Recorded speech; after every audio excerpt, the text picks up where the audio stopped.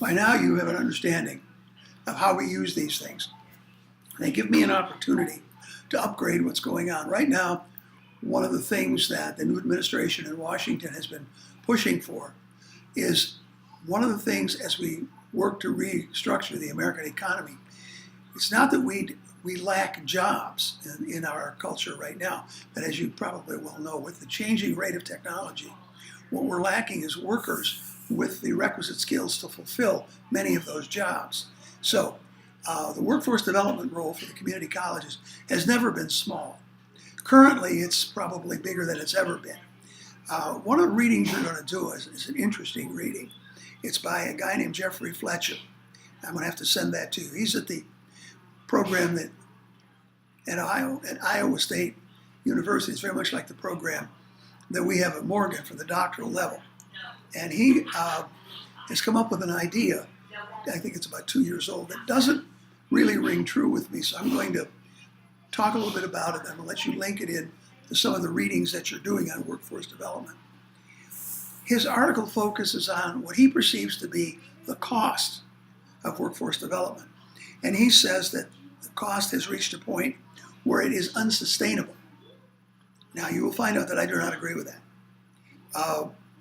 So we're going to look at exactly what Doherty says about these particular areas.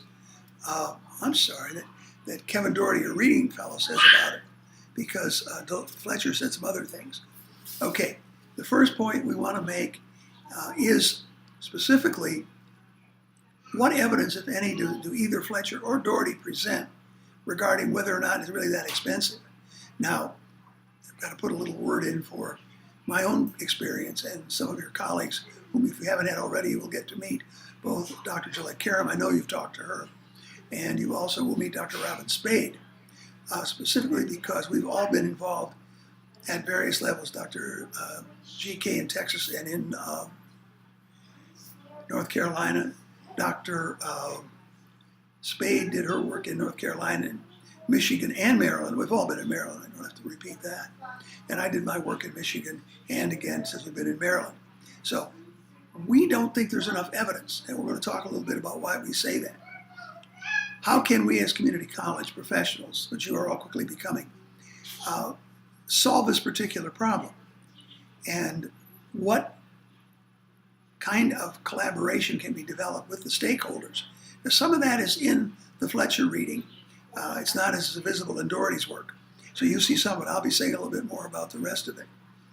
The first thing he says is, I think, demonstrably false, and that is that the business community, in which I would include manufacturing, I would include delivery of service, I would include other kinds of organizations out in the community, that they do not speak with one voice. I think you're going to discover that that's probably not as true as they thought. Some of the groups that we have worked with, the three people I mentioned, we've worked with them in Maryland, North Carolina, Texas, Michigan, things like the Chamber of Commerce. You want some information? They will be very readily to involve you with their members as to what kinds of training they really need. Another organization, which we've worked very closely with, in fact, we're starting to work with them again at Morgan right now, involving the community colleges in the city and the county, and outreaching to the colleges outside of metropolitan Baltimore.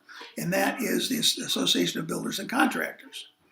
Another organization that's very active in Maryland. All you have to do is go to the Inner Harbor, and you will see that there are high rises, not as high as the Twin Towers that went down, but pretty high, of trade associations, people that work with all the variety of things that we do. And all of them would be more than willing to give you the information that you need if you are in charge of a program. And there are a lot of those things available.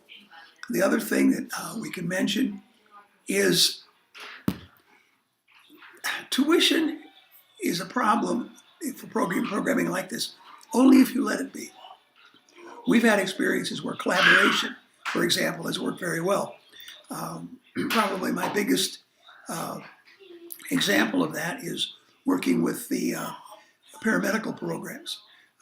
You can go to the manufacturers of high-tech medical equipment that are used in nursing and radiologic technology, for example.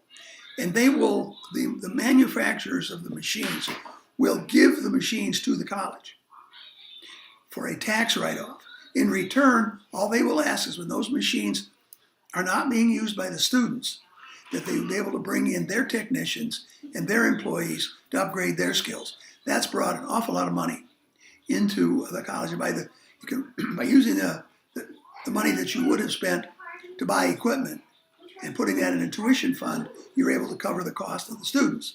Other thing that has worked very, very well in several industries that I've worked with here in the greater, the greater Maryland area would be to go to, there are two of the big ones in the county where I spent much of my time. One is a large truck manufacturing plant. What we did with them was to simply go to the managers and say, look, you've got people who can teach strength of materials, for example, in an engineering technology program. You have individuals that do that every day.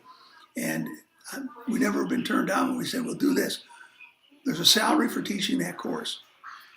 If you will release your technician for the number of hours necessary to do it, we in turn will use the money that he or she will be on salary. We will release them to teach, and in turn, the money that we would have paid them we will use to provide scholarships for the students that are involved. This has also worked rather creatively.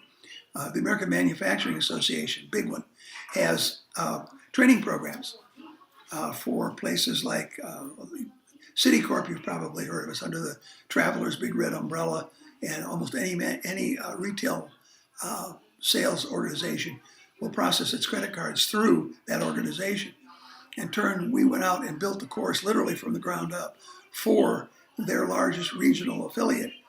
And we ran the course until they had sufficient people trained, and we turned the course over whole cloth, if you will, to them.